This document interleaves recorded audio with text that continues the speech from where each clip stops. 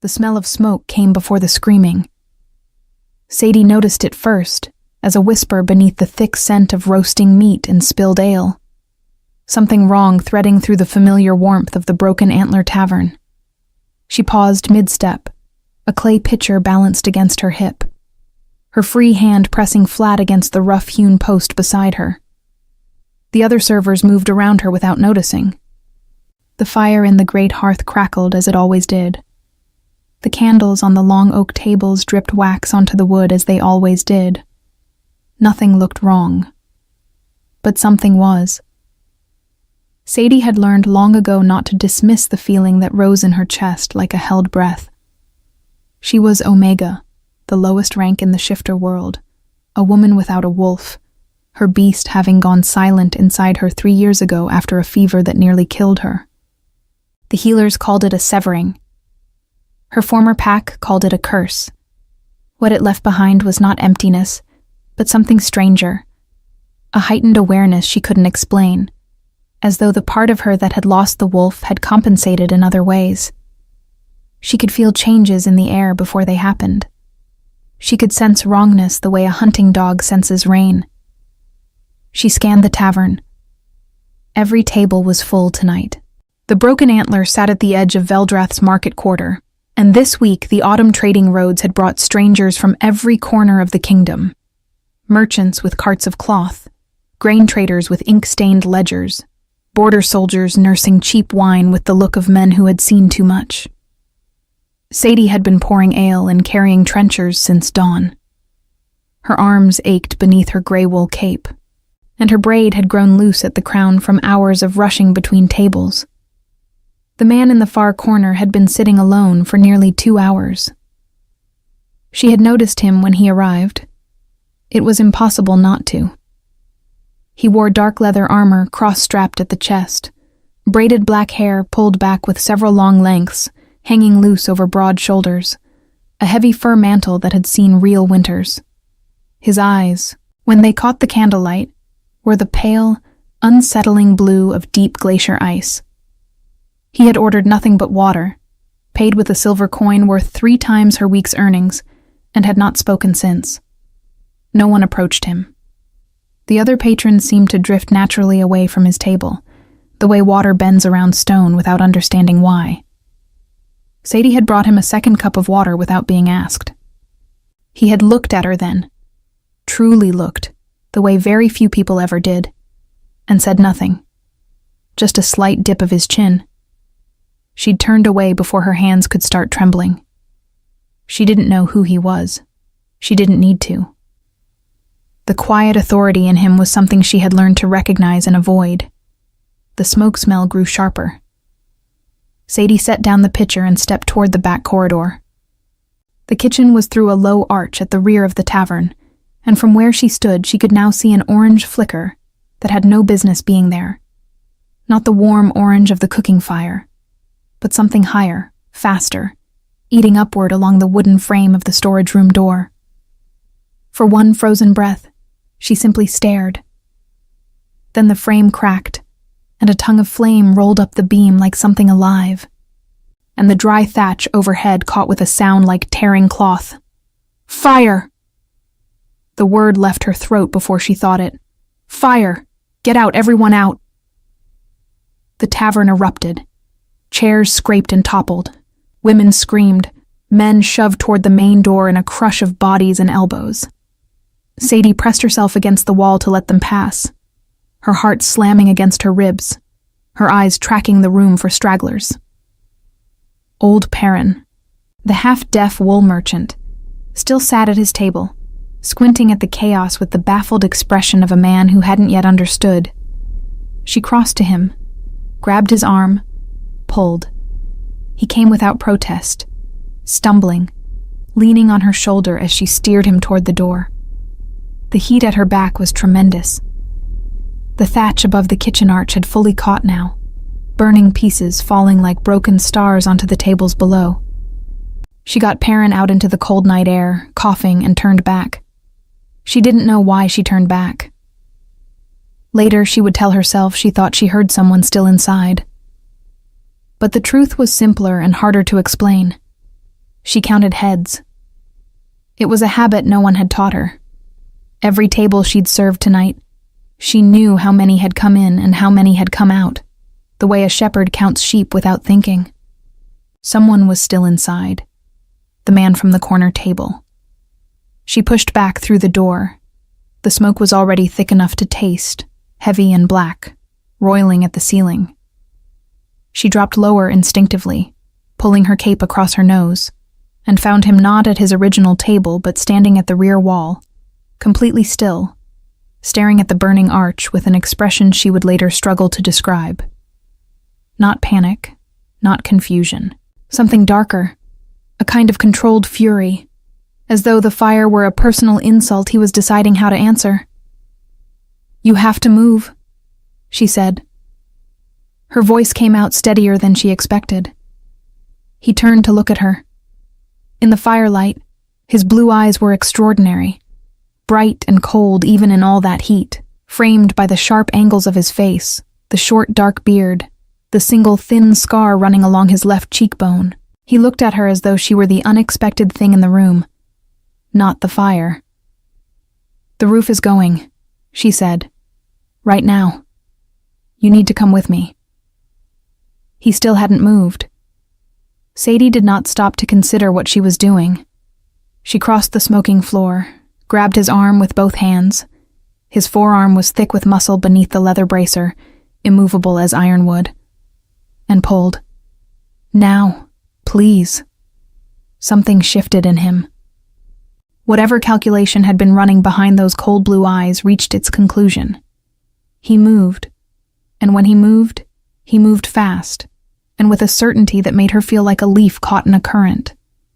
His hand closed around her wrist, not pulling her, just steadying her, and they crossed the burning tavern floor together in a few long strides.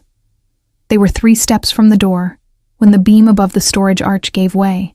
It fell in a cascade of burning thatch and charred timber, crashing across the space they had stood in moments before, scattering embers in every direction. A burning fragment struck the back of Sadie's cape. She felt the heat sear across her left forearm before his hand was already there, pulling the cape away, smothering the flame against his own bracer in one swift motion that seemed to cost him nothing. They came out into the cold air together, stumbling onto the dirt road, and the night swallowed the worst of the heat. Sadie doubled over, coughing, hands on her knees, dragging cold air into her lungs. Around her the street was chaos. People shouting, a bucket chain already forming at the well, horses pulling at their tethers in fright. The broken antler burned behind them, the roof now fully consumed. Light pouring into the dark sky in great pillows of orange and black. She straightened and turned to check the man beside her. He was standing perfectly upright, watching her. Not the fire. Her. Her forearm throbbed where the ember had touched it. She glanced down. Beneath the scorched edge of her sleeve, a red welt had already risen along the inside of her arm, angry and blistering. She pulled the sleeve down. An instinct. The instinct of someone used to not wanting to be seen. "You came back in for me," he said. It was the first full sentence she had heard him speak. His voice was low even, carrying the quiet weight of a man accustomed to rooms going silent when he opened his mouth. Sadie looked at him steadily, despite her shaking hands. "You weren't moving. I was deciding. The roof didn't care what you were deciding." Something crossed his face then, too quick to catch. It might have been the beginning of surprise. It might have been something else entirely. Around them, the village was converging on the fire, and no one was paying attention to the Omega girl with the burned arm and the scarred man who stood beside her with the posture of someone who owned every piece of ground he stood on. Sadie pressed her good arm against the welt and breathed slowly. She did not know his name yet. She did not know that he was the Alpha King of all Veldrath. She did not know that the fire had not been an accident, that it had been set for him, and that every person who had wanted him dead tonight now believed he was already ash.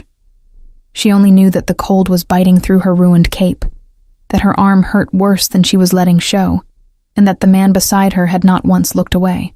The healer's cottage smelled of dried lavender and beeswax, and Sadie sat on a low stool near the window with her sleeve rolled to the elbow while the old woman worked in silence. Her name was Marin. She had been the village healer for as long as anyone in Veldrath's market quarter could remember. A small woman with quick gray eyes and hands that never shook. She pressed a cloth soaked in cold herbal water against the burn on Sadie's forearm without flinching at the sight of it, which was its own kind of mercy. Most people flinched. Most people looked at Sadie's arm and then looked away too quickly, the way they looked away from anything that reminded them that the world could hurt you without warning. The man, Draven. She had learned his name from the village elder, who had come running the moment the crowd recognized him, pale-faced and bowing so deeply his forehead nearly touched the mud, sat in the far corner of the cottage with his back against the stone wall and his long legs stretched before him. He had declined the healer's attention. He had a cut across his left forearm from the falling timber, and Marin had offered twice, and both times he had simply said no, in a tone that closed the matter without hostility. He was watching Sadie again. She was doing her best not to notice. "The burn is clean," Marin said quietly, winding linen over the welt. "It will hurt for several days. Keep it covered, keep it dry. Come back if it festers." "Thank you," Sadie said. She meant it. Marin had not asked for payment, which meant someone had already paid her, and Sadie did not need to look across the room to know who. When the healer stepped away to wash her hands, the room settled into a silence that had weight to it. Outside, the sounds of the bucket chain and shouted orders still carried through the shuttered window. The fire was contained now. It would not spread to the neighboring buildings. But the broken antler was gone. 3 years of serving tables, learning which merchants liked their ale warm and which preferred it cold, knowing when to stay quiet and when to refill a cup before it was empty. Gone. Sadie stared at the bandage on her arm and pressed down the thought before it could become something she couldn't manage. "Where will you go tonight?" His voice, low and even, as before. She looked up. He was still in the corner, but his eyes were on her with that same quality of attention she had noticed in the tavern. Not intrusive, not demanding, simply complete. As though whatever he was looking at received the whole of him, without fractions. "I have a room at the boarding house on Tanner's Lane," she said. "I'll be fine." "The boarding house on Tanner's Lane burned 4 months ago," Marin said from across the room, not turning around.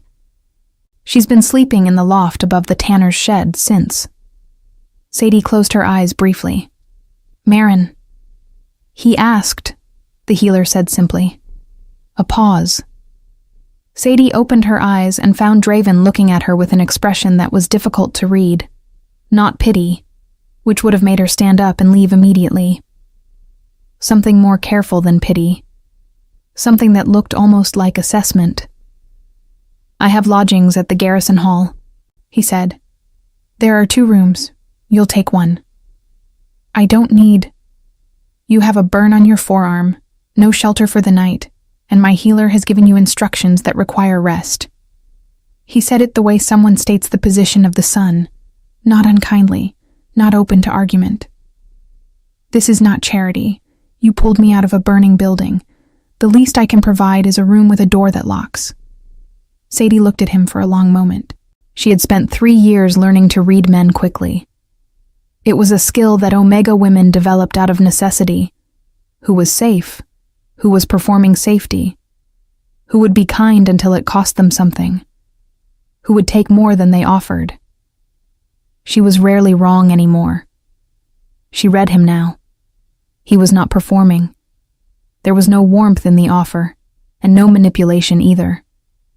It was simply a practical accounting of a situation, made by a man who solved problems the same way he breathed. "Fine," she said. The garrison hall was a stone building 3 streets from the square, long and low, with torches burning in iron brackets at the entrance, and 2 guards who straightened so sharply when Draven approached that Sadie nearly walked into the back of him. He said something to them in a voice too low for her to catch, and they stepped aside without another word. The room she was given had a narrow bed with clean wool blankets, a wash basin, and a small window that looked out over the dark street. A candle burned on the table beside the bed. Someone had already placed a folded linen towel on the blanket, laid with a neatness that suggested it had been done quickly, by a person trying to do well. She sat on the edge of the bed and looked at her bandaged arm. Her Lobo had gone silent 3 years ago. She still remembered the exact moment. A fever in the deep of winter, burning so high she had lost days. And when she woke, the inner presence that had lived in her chest since childhood was simply gone. Not dead, the healer had said then. Dormant. But 3 years of silence felt like a death regardless. Without a wolf, she could not shift, could not defend herself in the ways that mattered in a world built around pack strength, could not present rank, could not hold territory, could not claim anything. She was Omega in name. In practice, she was something the shifter world had no clean word for. A woman alone, wolf silent, working a serving table in a border town, making herself small enough not to be noticed. The problem was that she had been noticed tonight, by the Alpha King of Veldrath. She knew more about him now than she had when she pulled him out of the fire. Marin had offered information the way she offered everything, quietly, and without fuss. Draven of the House Ashvale. Alpha King for 11 years, since his father's death in the Northern War. Ruler of 6 territories. Known to be fair, known to be severe, known to settle disputes with the precision of a man who had spent his life calculating the cost of every error. Unmarked, no queen, no Luna, no formal mate. He traveled without ceremony when he wished to, a habit that apparently kept his advisors in a state of permanent anxiety. He had been in the Broken Antler alone. The fire that had started in the storage room had begun, according to the garrison captain Sadie had overheard speaking outside the healer's cottage, from a source that could not be accidental. Oil-soaked rags pushed beneath the storeroom door, ignited from outside. Someone had known he was there. Someone had wanted that fire to find him. She lay back against the blanket and stared at the low stone ceiling. The burn on her arm pulsed with a dull, steady heat. She focused on it, using the discomfort to keep her thoughts ordered. She had no wolf. She had no pack. She had no home, and now no work. She had stumbled into the orbit of the most powerful alpha in the kingdom, pulled him out of a burning room by the arm, and been given a bed for one night as a result. In the morning, she told herself, she would thank him and go. She would find other work. She had done it before. She would disappear back into the quiet margins where Omega women without wolves survived. Invisible, careful, unthreatening. The decision felt clean and reasonable. She almost believed it. Somewhere in the night, she heard his voice through the stone wall, low and measured, speaking to someone. The words indistinct, but the tone unmistakable. He was not sleeping. He was planning. She could hear the shape of it even without the words, the same way she could feel the wrongness in the air before it became something visible. She closed her eyes. Her wolf, wherever it had gone, whatever silence it was keeping, stirred. Not fully, not with any sound or image she could name, just a faint pressure in her chest, like a held breath released by half.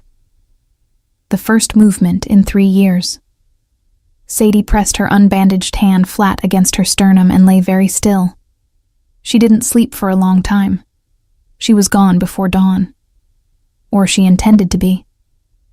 Sadie had her cape, the scorched one, the only one she owned, folded over her arm, and her worn leather boots laced before the first gray light touched the window. She had slept in fragments, waking every hour to the pulse in her forearm, and the low murmur of voices through the stone wall that had continued long into the night. Whatever business the Alpha King was conducting in the dark hours, It was not restful business. She eased the door open. Draven was standing in the corridor, not waiting. That was the impression he gave, at least.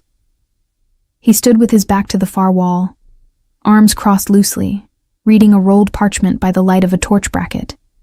He wore the same leather armor as the night before, minus the fur mantle, and his black braids were tied back more tightly than they had been.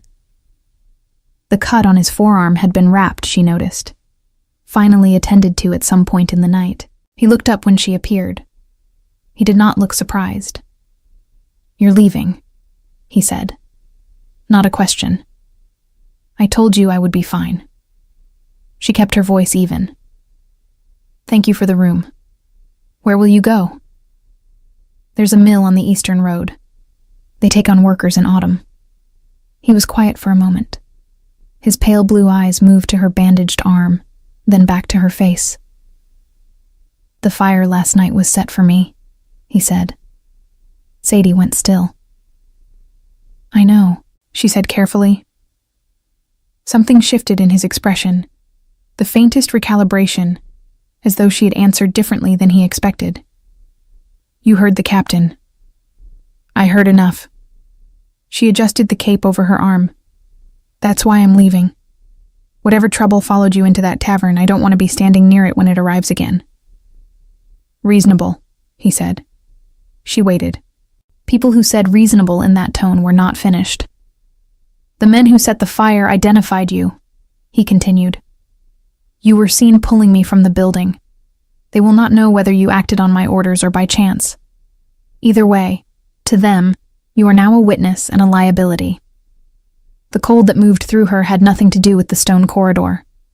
"You're saying I'm in danger. I'm saying the mill on the eastern road will not keep you safe from men who set fires to kill kings." He said it without drama, without apology, the way a man describes weather.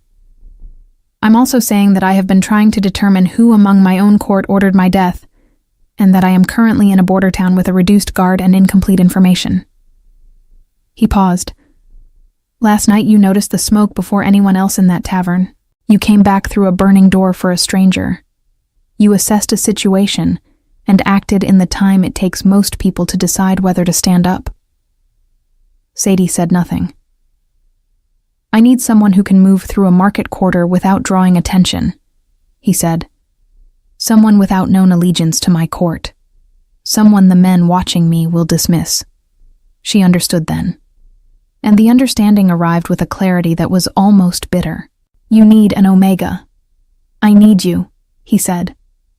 "Because you were already there, and already useful. And because the alternative is sending you to a mill, where you will spend 3 days wondering if the men who burned that tavern have found you." It was not a flattering offer. It did not pretend to be. Sadie looked at him for a long time. In the torchlight, the scar along his cheekbone caught shadow, and his eyes were very steady. The eyes of someone who had learned not to show the shape of what he wanted, but who was showing it now, just slightly, in the set of his jaw. "What would I be doing?" she asked. "Listening, moving through the market, gathering information that a king's guard cannot gather, without announcing itself." He unrolled the parchment slightly, and held it toward her. It was a list of names, 7 of them, written in a tight, controlled hand. "These are the merchants currently trading in Veldrath. 2 of them have financial ties to a lord in my northern court, who has been quietly redistributing land deeds for the past year. I need to know which of the 7 spoke privately with strangers last night, before the fire." She took the parchment, read the names, handed it back. "I already know," she said. He went very still. "Aldrich Voss and a man called Fenwick," she said. Voss had a private table near the east window. He requested it specifically when he arrived, which I thought was odd because that table is the worst in the house for drafts. Fenwick came in after dark and sat with him for less than a quarter hour. I didn't hear what they said, but Fenwick left through the kitchen passage, not the front door. A silence. "You noticed all of that," Draven said slowly. "I served tables," Sadie said. "Noticing is the whole of the work. Something passed through his expression that was too controlled to name. He rolled the parchment closed. Aldrich Voss is the third name on that list. He is a cloth merchant with an estate in the Dravath Valley, land that borders the Northern Lord's territory. He looked at her. You just connected two pieces of information that my captain spent the night failing to connect. Sadie was quiet. Help me find the rest, he said. It was the closest thing to a request she had heard from him. Not quite asking, but not ordering either. She thought about the mill on the eastern road. She thought about the men who had watched the tavern burn from somewhere in the dark, and who now knew her face. She thought about her wolf, that half-breath of movement in the night that had not repeated itself, but had not entirely faded either. A faint warmth behind her ribs, like an ember that had not decided yet whether to go out. I want two things, she said. He waited. I want to know everything you know about the Northern Lord who is redistributing land deeds. She kept her voice steady. Because Dravath Valley borders my father's former territory. He died 2 years ago, and his land was absorbed into a neighboring estate within a season, faster than grief law allows. I was told it was legal. I have never believed that. Draven's expression did not change, but his attention sharpened in a way she felt more than saw. And the second thing, he said. My brother Kyle was taken as a bondservant 3 years ago by the estate that absorbed my father's land. I have not had word of him since.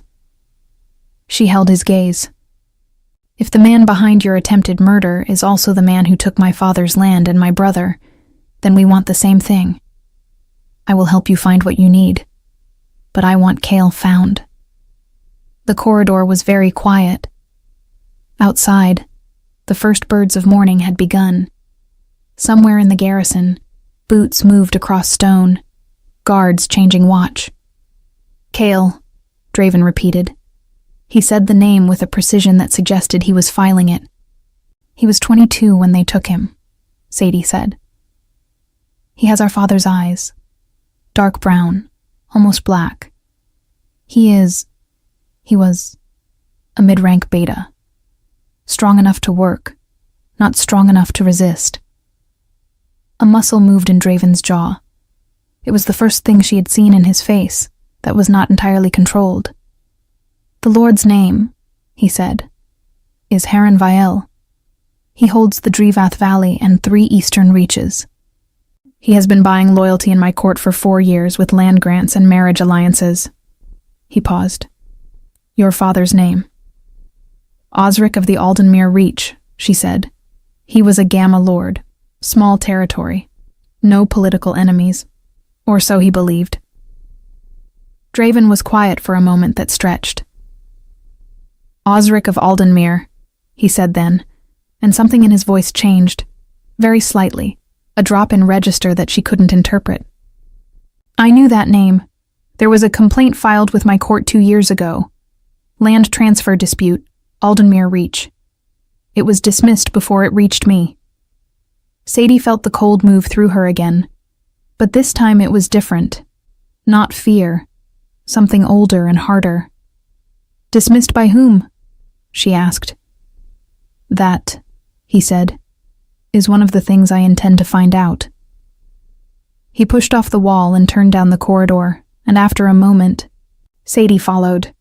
Her burned arm throbbed beneath the linen. Her wolf pressed quiet and warm against the inside of her chest. And the name Haran Vael settled into her memory like a stone dropped into still water, slow and heavy and permanent. She had come to Veldrath 3 years ago with nothing, and had built the smallest possible life from the pieces available to her. That life had burned last night. She was beginning to understand that it might have been the most necessary thing that had ever happened to her. Aldrich Voss was not a difficult man to find. He was the kind of merchant who believed that wealth made him invisible, who spent freely enough to be comfortable but not so freely as to draw the wrong kind of attention, who kept his rooms at the better inn, and his manners just polished enough to pass among minor nobility. Sadie had served men like him for 3 years. She knew the type the way she knew the smell of rain before it fell.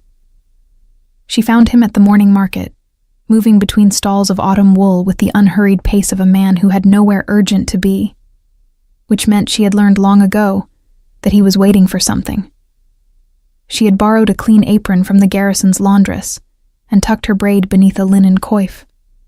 She looked, to any passing eye, like a market servant running errands. An Omega woman in plain dress, carrying a basket, unremarkable. The kind of person men like Voss looked through without seeing. She positioned herself at the spice stall 2 rows over and waited. He met the contact at the 3rd bell after dawn. A thin man in a traveling cloak, hood drawn despite the pale morning sun. Not Fennec, someone new. Someone who had the careful walk of a person counting exits. They spoke for less than the time it takes to pour a cup of ale. The thin man passed something to Voss beneath the edge of the stall counter. Small, flat, the size of a folded letter. Then the thin man walked away toward the eastern gate. Sadie bought a small packet of dried thyme she didn't need and followed him. She did not catch him before the gate. She didn't need to. She had seen enough. The direction, the pace, the saddlebag already on his horse, waiting at the post outside the gate wall. He was leaving Veldrath. Whatever message he had delivered to Voss, the next stage of it was already in motion somewhere else. She turned back and walked to the garrison hall. Draven was in the map room, a stone chamber off the main corridor with a long table covered in charts, candles burned to stubs at each corner, and 3 of his senior guards arranged in a silence that suggested they had been arguing before she entered. He looked up when she came in, and the guards looked at her with the careful blankness of men trying to determine her rank. "Voss received a letter this morning," she said. "Passed by a contact who left immediately after through the eastern gate with a packed horse. The contact was not Fenwick. Someone above Fenwick is directing this." One of the guards made a sound that was not quite dismissive, but close. Draven looked at the guard. The sound stopped. "Description," Draven said to Sadie.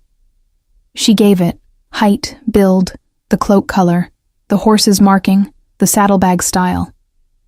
She had noticed all of it the way she noticed everything.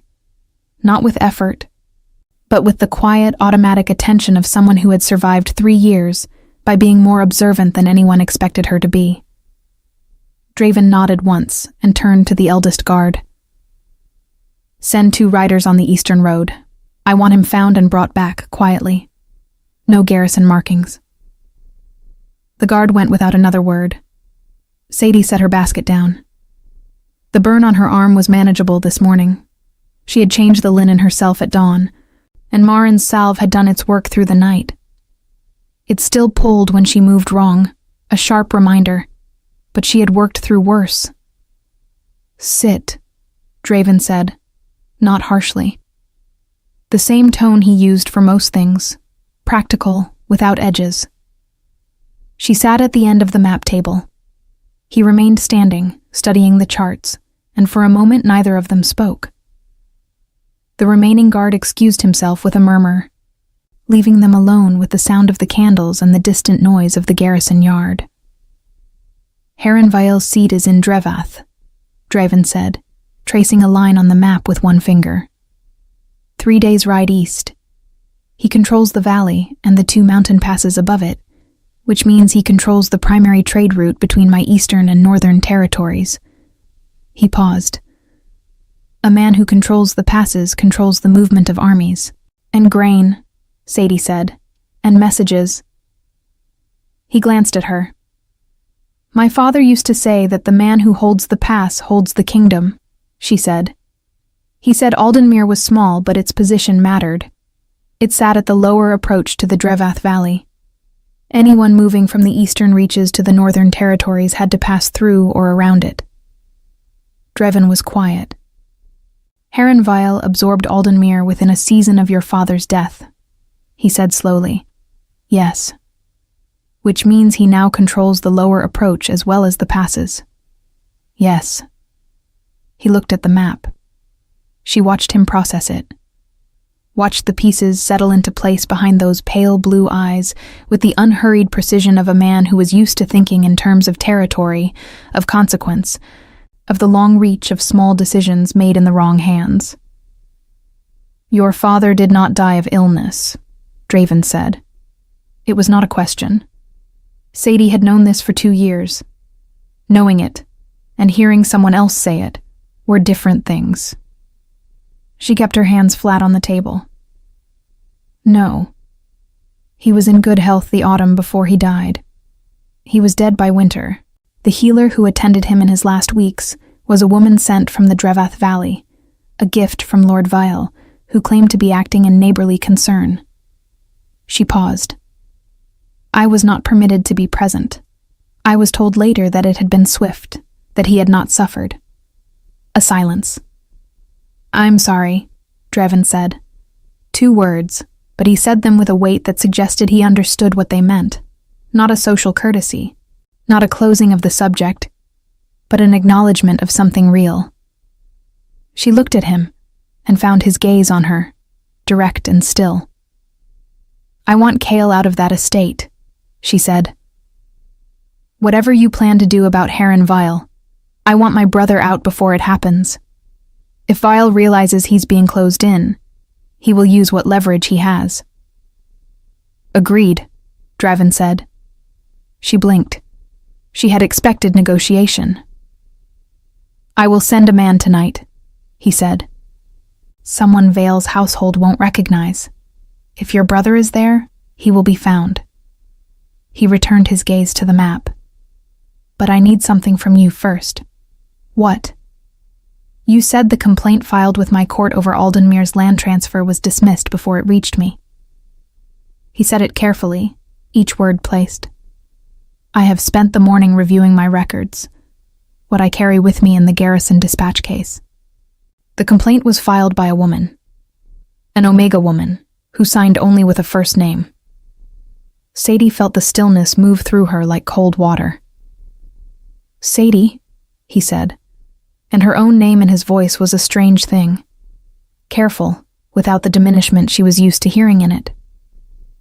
"You filed that complaint." 2 years ago, she said. "Yes. In person, at the Eastern Assizes Court. I was told it would be forwarded to the Crown. I never received a reply." "It was received," he said, "and redirected. Away from my desk and into a drawer in the office of my second court chancellor, a man named Aldrin, who has held his position for 6 years, and whose estate, I have just this morning noticed, borders the Drevath Valley on the western side." The shape of it opened before her like a map unrolling. "He's part of it," she said. "He has been filtering complaints and land disputes from the eastern and northern reaches for at least 4 years. Any petition that touched Heron Vale's interests was buried." Draven's voice was even, but there was something beneath it, a controlled anger, the kind that had been gathered and organized rather than unleashed. "My court has been manipulated from within. My king's justice has been redirected. People with legitimate claims, people like your father, were left without recourse, while Vale quietly built a stranglehold on my eastern trade routes." Sadie pressed her hands flat on the table to keep them from shaking. Not from fear, from the force of something she had carried for 2 years, finally finding a direction. "I want to be there," she said. "When you move against him, I want to be present." "You are already present," he said. He said it simply, without the weight of a promise, but it landed as one regardless. She looked at him across the map table. This man with the black braids and the glacier eyes, and the scar that caught the candlelight, who had stood still in a burning room making calculations, and had not thanked her once for pulling him out of it, and had still, somehow, made her feel more seen in 2 days than she had in 3 years. She did not trust the feeling. She had learned the hard way that feeling seen was not the same as being safe, but she did not look away. Outside, the garrison yard rang with the sound of horses being prepared, riders going east, the first pieces moving. And somewhere in the Drevath Valley, in the great house of a lord who had killed her father and taken her brother and buried her petition and tried to burn a king alive. The mourning was continuing as though nothing in the world had changed. It had. The rider returned from Drevath on the 4th night. Sadie was in the map room when she heard the hoofbeats, sharp and fast against the cobblestones of the garrison yard, the sound of a horse pushed hard over long roads. She had been there most of the evening, cross-referencing the names on Draven's list against the land records his guards had retrieved from the Veldrath Assizes archive. Her handwriting filled the margins of 3 parchment sheets. Her burned arm had healed enough to write without pausing, though the skin still pulled at the edge of the welt when she reached too far. Draven came in from the yard less than a quarter hour later. He did not sit. "Kale is alive," he said. Sadie set down the quill. She had been holding herself very still for 4 days, ever since Draven had sent the rider east. Still in the way that a person goes still when they are afraid that any movement will disturb something fragile. Some balance she had been keeping without admitting it. Some thread of hope she had not let herself name, because naming it would have made losing it unbearable. "Alive," she repeated. "Working in the estate's lower stables, in good health, though thin." Draven crossed to the table and set a folded note on the surface beside her hand. "My man made contact. Kale knows a party is coming for him. He was told to stay close to the stables and be ready to move without warning." She unfolded the note. It was brief. The writer's account, written in tight economical script. Kale of Aldenmere, age 5 and 20. Dark eyes, beta rank. Responds to his name. Responds to his name. Such a small detail. Such an enormous one. She folded the note back carefully and set it down. She did not trust herself to speak immediately, so she did not. Draven waited. He had a quality she had come to recognize over 4 days of close quarters, an ability to be present without demanding anything from the space he occupied. He did not fill silences with words. He did not interpret quiet as invitation to speak. He simply remained, steady as a stone wall, and allowed whatever needed time to have it. "Thank you," she said, when she was sure her voice would hold. "He will be out before we move," Draven said. "I've sent 2 additional men tonight. By tomorrow evening, Kale will be clear of the valley." She nodded, pressed her unbandaged hand flat against the table. "Then we move the day after tomorrow," she said. He looked at her. A slight shift in his expression, something that was not quite a smile, but occupied the same territory. "Yes." The plan had taken shape over 4 days with the quiet inevitability of water finding its level. Draven's rider had returned from the Eastern Road with the thin contact in custody. A minor courier in Vale's network who, presented with the choice between a cell and cooperation, had chosen cooperation with impressive speed. What he gave them was more than they had expected. Dates, names, payments, a complete accounting of the arrangement between Heron Vale and Chancellor Aldrin that had been running for 5 years. Letters redirected. Petitions buried. Land transfers processed with falsified approval seals bearing the Crown's mark. And one additional detail that had made Draven's jaw go rigid in a way Sadie had not seen before. The fire at the Broken Antler had not been the first attempt on his life. There had been 2 others in the preceding year. A collapsed bridge on a northern road that he had avoided by chance. A poisoned gift of wine sent to his private chambers that his steward had intercepted before it reached him. Each incident had been investigated. Each investigation had been quietly steered away from any connection to the eastern reaches by Chancellor Aldrin, who had access to the Crown's correspondence and the authority to reassign inquiries to subordinates of his own choosing. Heron Vale had been trying to kill the Alpha King for a year, and the Alpha King's own court had been helping to hide it. On the morning of the 3rd day, a messenger had arrived from the capital. A young guard, gray-faced and travel-worn, bearing a sealed letter from Draven's senior advisor. The court had noticed the king's extended absence. There were questions. There was, the letter hinted delicately, growing unease among the noble houses. Draven had read the letter, folded it, and sent back a reply in his own hand. Sadie had not read the reply. She had not needed to. That evening, 3 additional units of Crown Riders had appeared at the garrison gates, men who bore no house markings, who spoke to no one except Draven directly, and who had the look of soldiers who had been waiting for orders they were finally glad to receive. The second morning, Aldrich Voss had attempted to leave Veldrath before dawn. He was stopped at the northern gate, brought to the garrison, and placed in the holding cell with the quiet efficiency of a mechanism that had been waiting to be triggered. He said nothing for several hours. Then Draven went in alone, closed the door, and emerged 20 minutes later with a written confession that covered both sides of a full parchment sheet. Sadie had not asked what was said in that room. She understood that there were parts of what Draven did that she was not required to witness. He was a king. He had been one for 11 years. The methods that kept a kingdom ordered were not always the methods of a healer's cottage and a linen bandage. She did not need to approve of every tool to recognize when the work was just. On the morning they rode for Dravath, the sky was the flat white of early winter pressing down from the north.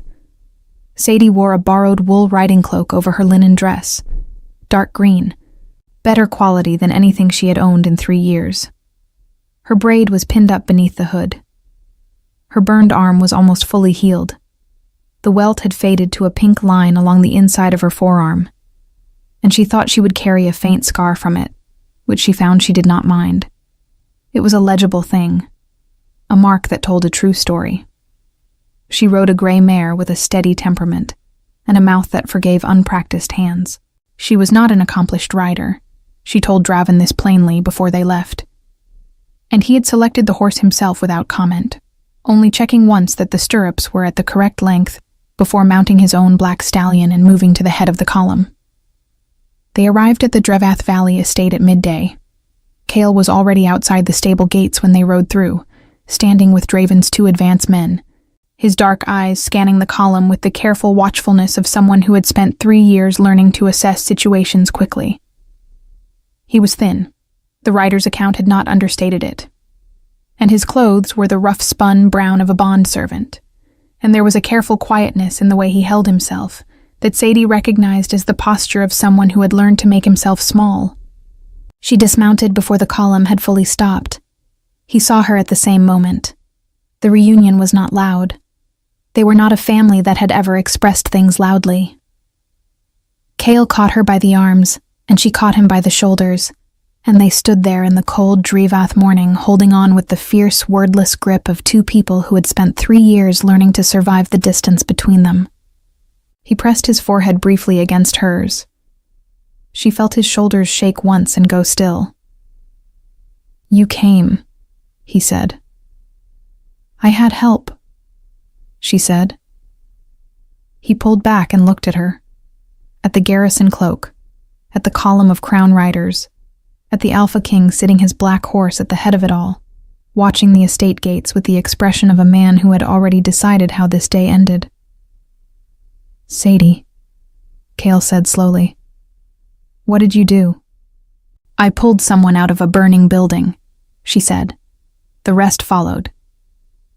Heron-Vel was taken peacefully, in the end, or with as much peace as a man can claim when 40 Crown Riders surround his estate, and the Alpha King rides through his gates with the expression of a final reckoning.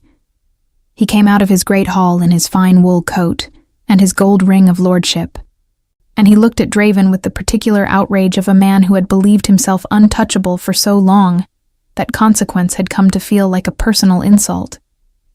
He looked at Sadie once. She met his gaze without difficulty. She had nothing left to be afraid of from him. He was taken into Crown custody before the afternoon bell. Chancellor Aldrin was arrested in the capital the same day, by riders who had left Veldrath 2 days earlier, carrying sealed orders that Draven had written himself.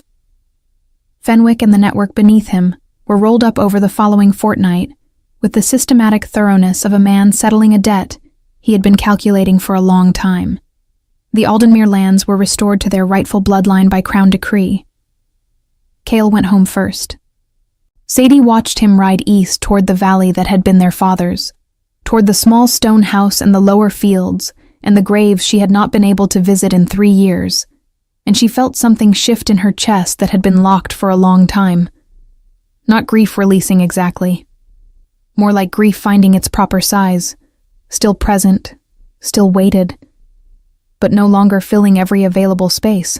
She stayed in Veldrath another fortnight.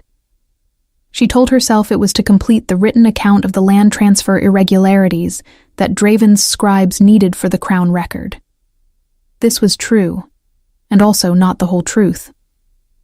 On the last evening before she was to ride for Aldenmere, Draven found her in the garrison's small courtyard garden. A bare winter square, with a stone bench and a leafless tree. Not much of a garden by any measure, but quiet. He sat beside her without asking, the way he'd learned not to ask for many things, simply appearing and waiting to see if he was welcome. She did not move away. "Your wolf," he said after a while. "Has it spoken?" She looked at her hands in her lap.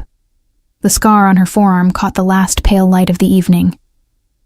"Not in words," she said, "but it's there. It's been there since the night of the fire." She paused. The healers said it might come back gradually, that a severing could be temporary if the cause of it resolved. "And has it?" he asked. "Resolved?" She considered the question honestly, the way she tried to consider most things. 3 years of silence and small survival.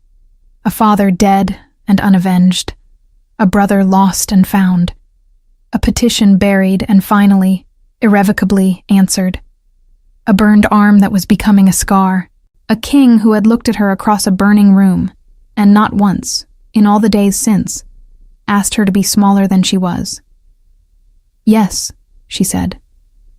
"I think it has." He was quiet for a moment. "The Aldenmere Reach will need someone to administer it," he said carefully. "Your brother is capable, but young. The crown would support a co-stewardship, a formal recognition of the bloodline's claim." "That's generous," she said. "It's just," he said. There was a difference, his tone implied, and he knew it. She turned to look at him. In the fading light, he looked less like the immovable force of the past 2 weeks, and more like a man who was also tired, also carrying something, also navigating the distance between what he was and what he wanted to be. The scar on his cheek, the careful blue eyes, the black braids loosened from their riding ties, falling past his shoulders. "I am going home to bury my father properly," she said, "to restore what was his, to make sure Cale is settled." "Yes," he said. "And after that," she said slowly, "I don't know what I am yet. I was an Omega without a wolf for 3 years. I don't know what I am when the wolf comes back. I don't know what I want." She paused. "I need time to find out." "Then take it," he said, simply, without cost or condition. She held his gaze. "You're not going to argue," she said. "No. Most men would." "I am aware," he said, "that I am not most men. I am also aware that you are not most women. And I find that the things worth having are, generally, the things worth waiting for." It was the closest thing to a declaration she had heard from him. It landed quietly, the way he delivered most things, without drama, without demand, with only the weight of what it actually meant. She looked at him for a long moment. Then she reached out and took his hand. Just his hand, both of hers wrapped around his larger one, a simple and complete thing, and held it for a moment in the cold air of the winter courtyard. He did not move, did not speak, only turned his hand so that it held hers in return, steady and warm, the way he was steady in all things. Her wolf rose fully in her chest for the first time in 3 years, not roaring, not urgent, just present, awake and quiet and certain, the way a fire is certain when it has finally found dry wood. She breathed through it, and it settled, and it stayed. She rode for Aldenmere the next morning. Cale was waiting at the border of their father's lands, sitting on his horse at the edge of the road, with the look of a man who had been waiting long enough that he had made peace with waiting. When she rode up beside him and they crossed the boundary line together, onto soil that was theirs again, by law and by truth and by every measure that mattered. He reached across and briefly gripped her shoulder, and she gripped his in return. And they did not need to say anything, because the land said it for them. They buried their father properly that winter, in the ground he had loved, under a sky the color of pewter and pine. They repaired the stone house. They replanted what had been neglected. They learned again what it meant to live in a place that belonged to them. In the spring, a rider came from the capital. He carried a letter in a hand she recognized. She read it twice, standing in the courtyard with mud on her boots and her braid loose from the morning's work. Her wolf warm and fully present in her chest, where it had remained since the night she finally let it come home. Then she wrote back. Draven came himself in the first week of summer. Not with ceremony, not with the column of crown riders, just with a small party and the black stallion and the easy authority of a man who had learned that some things did not require announcement. He came through the gate of Aldenmere as though he had always known the way. Sadie met him in the courtyard. He dismounted, and for a moment they simply looked at each other in the early summer light. The man who had stood still in a burning room calculating his odds, and the woman who had decided, for reasons she could not have fully explained, that the calculation could wait. "You came," she said, using her brother's words without meaning to. "You wrote back," he said, the same slight shift in his expression that was not quite a smile, except this time it resolved into one. Brief. Real. The rarest thing she had seen on his face. She stepped forward to meet him. What came after was not the end of difficulty. No life is arranged so cleanly, and she understood that now better than she ever had. There would be politics and council chambers and the long labor of justice, of Vale's network dismantled piece by piece, of crown law applied with the patience of someone who intended it to last. There would be days when the scar on her arm ached, and the old weight of 3 years of silence pressed against her chest. There would be things to build, and things to mourn, and things to learn. But the petition had been answered. The land had been returned. Her brother was home. Her wolf was whole. And the man who stood before her in the summer courtyard of her father's restored estate was looking at her the way he had looked at her across a burning room, with the whole of his attention, and no fraction held back. She was not the Omega girl who had worked a serving table in a border town, invisible and surviving. She was Sadie of Aldenmere. Her wolf had come home. Her name was in the crown record, spoken in the king's own voice, as someone to whom justice had been owed and paid. And for the first time in a very long time, the ground beneath her feet felt entirely, unmistakably solid.